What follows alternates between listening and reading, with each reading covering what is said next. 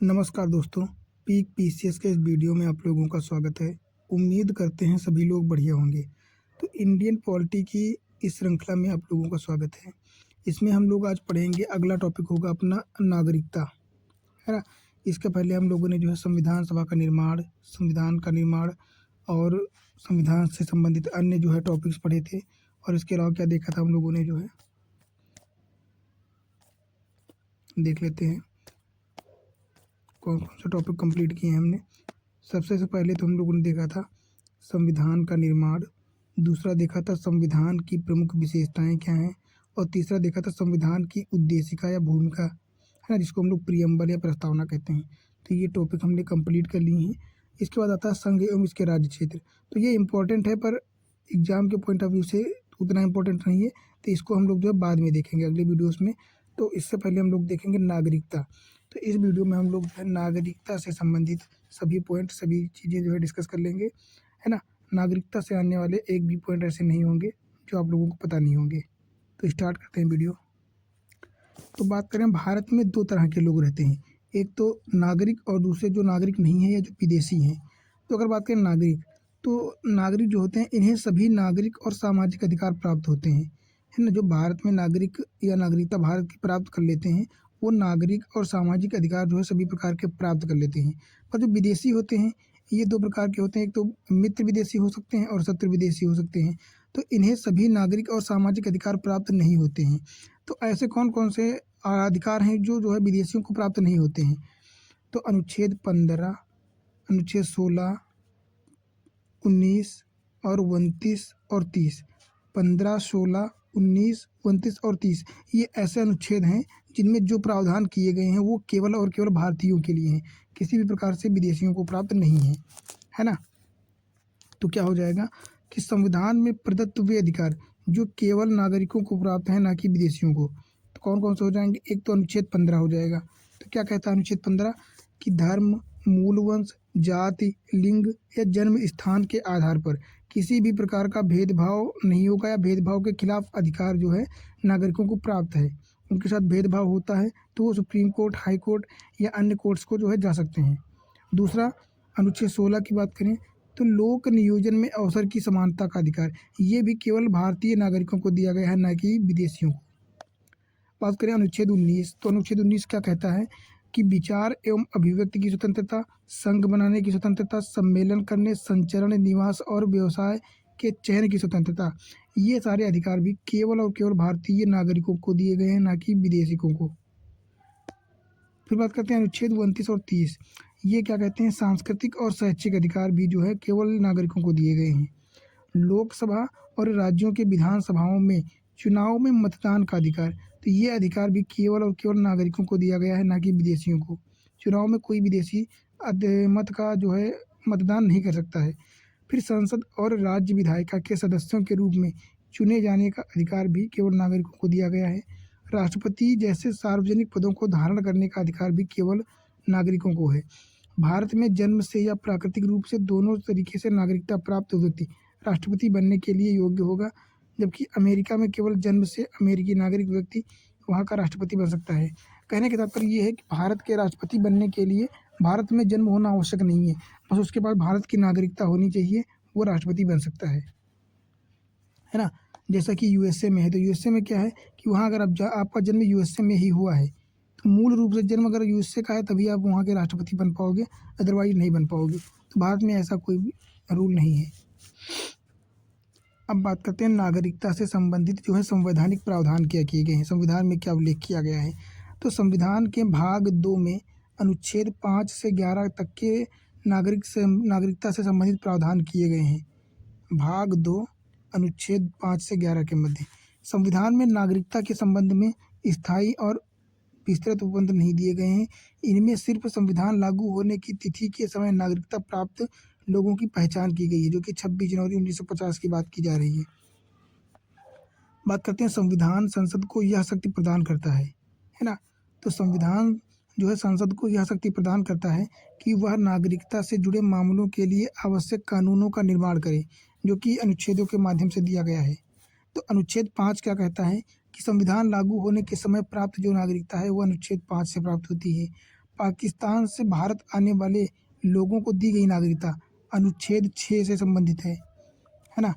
मतलब ऐसे लोग जो पाकिस्तान से भारत में आ गए हैं तो उनको जो नागरिकता दी गई है या देने का जो प्रावधान है या जो उससे संबंधित चीज़ें हैं उनकी जानकारी अनुच्छेद 6 में दी गई है। अनुच्छेद 7 क्या कहता है कि पहले जो व्यक्ति पाकिस्तान गए और फिर भारत बाद में वापसी आ जाते हैं तो उनको जो जिस प्रकार से नागरिकता दी जाती है उसका उल्लेख अनुच्छेद 7 में दिया गया है। और भारत के मूल निवासियों की नागरिकता के संबंधित प्रावधान अनुच्छेद 8 में किया गया है। बात करें अनुच्छेद 10, अनुच्छेद 9, तो अनुच्छेद 9 क्या कहता है कि नागरिकता की समाप्ति किसी अन्य देश की नागरिकता को स्वैच्छिक रूप से अगर आप स्वीकार कर लेते हो तो भारत की नागरिकता आपकी स्वतः समाप्त हो जाएगी, ये अनुच्छेद 9 कहता है। 10 का कहता है नागरिकता की निरंतरता, जब तक कि संसद इस संबंध में ऐसा कोई कानून न बनाए आपकी नागरिकता निरंतर बनी रहेगी, ये अनुच्छेद 10 कहता है। और आर्टिकल 11 क्या कहता है कि नागरिकता के अधिकारों को विनियमन या विनियमित करने की शक्ति संसद विधि द्वारा करेगा। मतलब बिना कानून या विधि के किसी भी प्रकार की विनियमन नहीं किया जा सकता है। तो संसद के पास यह शक्ति होगी कि वह नागरिकता के अर्जन और समाप्ति से संबंधित तथा नागरिकता से जुड़े अन्य प्रावधानों का मामलों में जो है कानून बना सकती है या नए जो है संविधान के संशोधन कर सकती है। तो ये अनुच्छेद 11 में बताया गया है। फिर बात करते हैं नागरिकता अधिनियम 1955। कौन सा? 1955। तो नागरिकता अधिनियम 1955 में संविधान लागू होने के बाद नागरिकता के अर्जन और समाप्ति से जुड़े सारे उपबंध जो है किए गए हैं। अगर बात करें नागरिकता का अर्जन तो कौन कौन से तरीके हैं जिससे नागरिकता आप पा सकते हो, तो इसके 5 तरीके हैं। एक तो जन्म से हो जाएगा, दूसरा वंश के आधार पर, तीसरा पंजीकरण के आधार पर, देशीकरण द्वारा और भूमि विस्तार के द्वारा। अब इनको हम लोग डिटेल में देखेंगे। अगर बात करें जन्म से का क्या मतलब होता है, तो एक व्यक्ति जो भारत में जन्मा हो, जिसका जन्म भारत में हुआ हो। कैसे? 26 जनवरी 1950 से 1 जुलाई 1987 के बीच जन्मा व्यक्ति अपने माता पिता की राष्ट्रीयता से भिन्न भारत का नागरिक होगा, है ना। अगर कोई व्यक्ति 26 जनवरी 1950 से 1 जुलाई 1987 के मध्य भारत में जन्म लिया है तो उसके माता पिता की राष्ट्रीयता से कोई मतलब नहीं है, वो भारत का नागरिक माना जाएगा। ठीक। दूसरा, 1 जुलाई 1987 के बाद माता पिता में से कोई एक अगर भारत का नागरिक होगा तो बच्चा भी नागरिक माना जाएगा। 3 दिसंबर 2004 के बाद जन्मा व्यक्ति, माता पिता दोनों भारत में नागरिक हों या माता पिता में से कोई भारत का नागरिक एक भी हो सकता है या फिर दूसरा अवैध प्रवासी ना हो तो भी वो जो है भारत का नागरिक माना जाएगा। तीसरा क्या हो जाएगा अगला पॉइंट, भारत में कार्यरत विदेशी राजनयिक और शत्रु देश के नागरिकों के बच्चे भारत की नागरिकता अर्जित नहीं कर सकते हैं। तो ये पॉइंट सबसे सही है, इम्पॉर्टेंट है मतलब कि, है ना।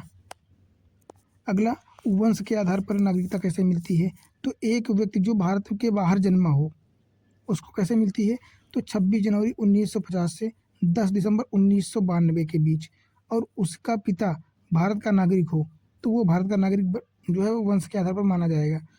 दूसरा, 10 दिसंबर 1992 के बाद उसके माता पिता में से कोई एक भारत का नागरिक हो तो भी वो नागरिक माना जाएगा।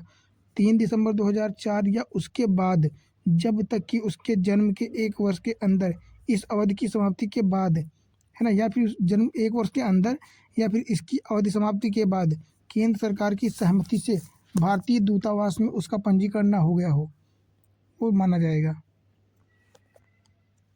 पंजीकरण के द्वारा की बात करें तो केंद्र सरकार किसी व्यक्ति जो अवैध प्रवासी ना हो, मतलब सामान्य व्यक्ति के द्वारा दिए गए आवेदन के आधार पर नागरिक के रूप में पंजीकृत कर सकती है यदि वह कुछ निश्चित नियमों या शर्तों को पूरा करता हो तथा भारत के नागरिक के रूप में पंजीकृत होने से पहले निष्ठा या शपथ लेना आवश्यक है। फिर बात करते हैं देशीकरण के द्वारा, तो केंद्र सरकार किसी विदेशी व्यक्ति जो अवैध प्रवासी ना हो उसके द्वारा अपने किए जाने पर या उसके द्वारा आवेदन करता है अगर कोई तो उसके देशीकरण का प्रमाण पत्र भी जारी कर सकती है यदि वह कुछ निश्चित शर्तों को पूरा करता है तो इस प्रकार भी नागरिकता प्राप्त हो सकती है।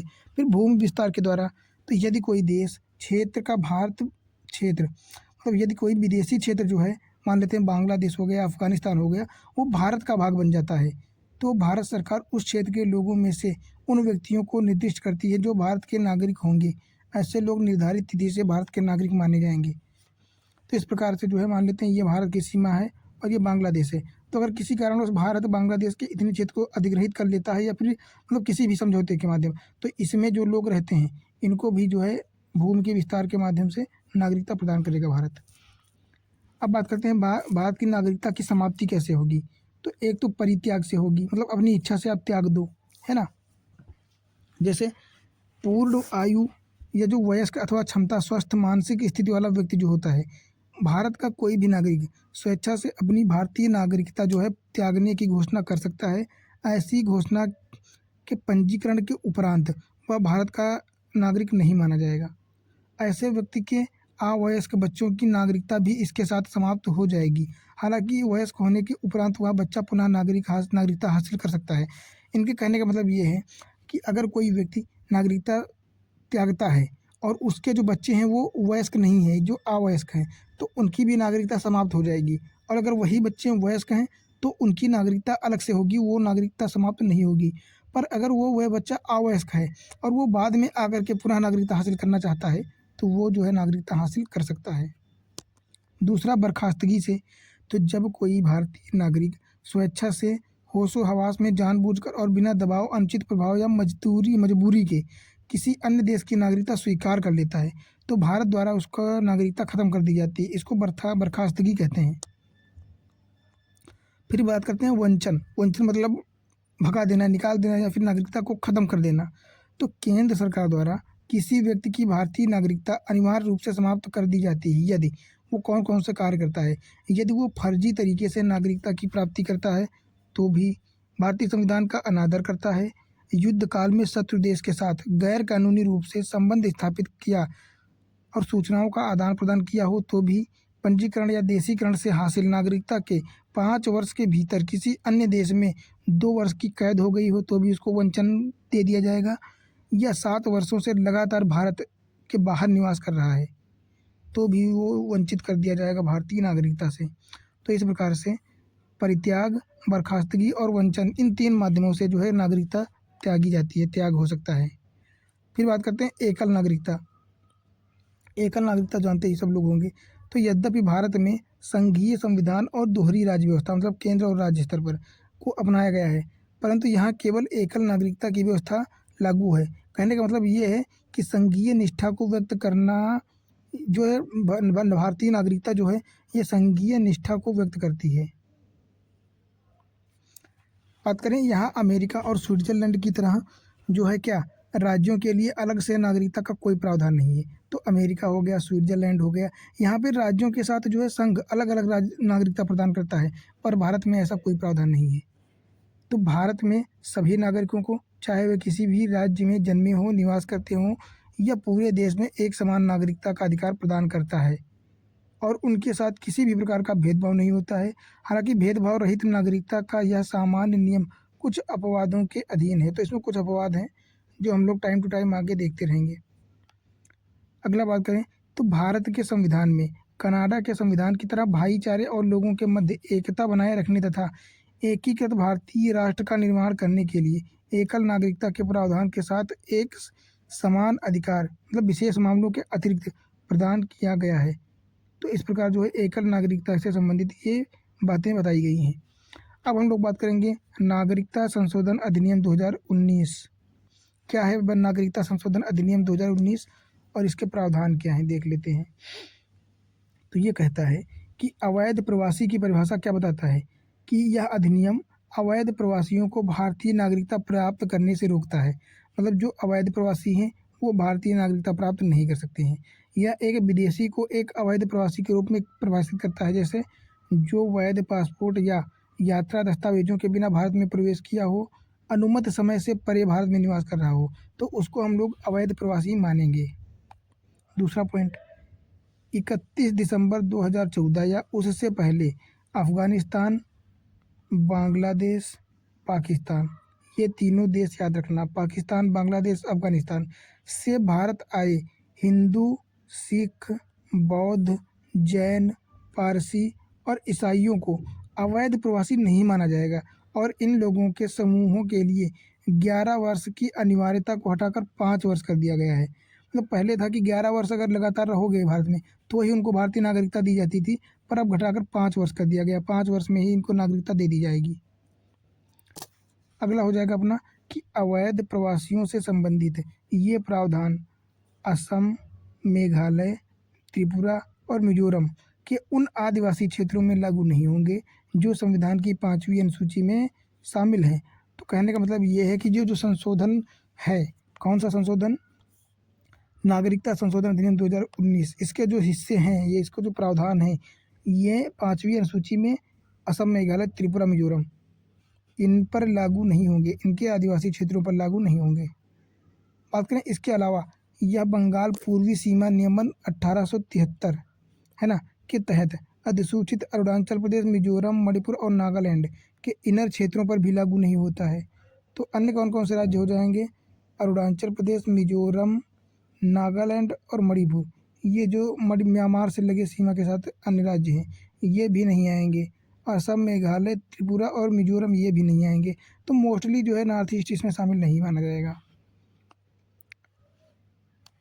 फिर बात करते हैं OCI मतलब ओवरसीज सिटीजन ऑफ इंडिया के पंजीकरण को रद्द करना। इस अधिनियम में यह प्रावधान किया गया है कि केंद्र सरकार निम्नलिखित आधारों पर OCI रद्द कर सकती है। वो आधार कौन कौन से हैं, एक तो यदि ओवरसीज सिटीजन ऑफ इंडिया ने फर्जी माध्यम से पंजीकरण कराया हो, यदि पंजीकरण के 5 वर्ष के भीतर OCI को 2 वर्ष या इससे अधिक का कारावास किया गया हो, या फिर यदि भारत की संप्रभुता और सुरक्षा के लिए ऐसा किया जाना आवश्यक हो, यदि OCI ने इस अधिनियम या केंद्र सरकार द्वारा अधिसूचित किसी अन्य कानून के प्रावधानों का उल्लंघन किया हो, तो भी OCI पंजीकरण रद्द करने का आदेश OCI कार्ड धारक को सुनवाई का मौका दिए बगैर पारित नहीं किया जा सकता।